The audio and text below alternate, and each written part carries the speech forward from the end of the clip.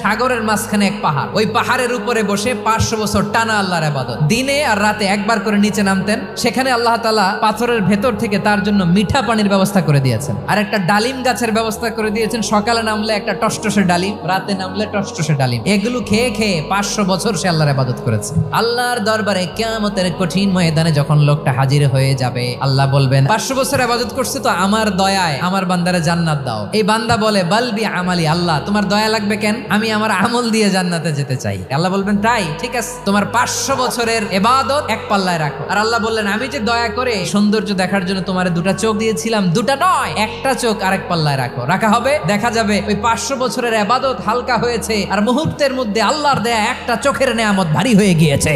ফলাফল দেখো, হিসাব বলে তুমি এখন জাহান্নামে যাবা, যাও এবার জাহান্নামে যাও। এবার লোকটা কাচুমাচু করে বলে আল্লাহ এবার আমি বুঝতে পেরেছি তোমার দয়া ছাড়া দুনিয়ায় কেউ জান্নাতে যেতে পারবে না।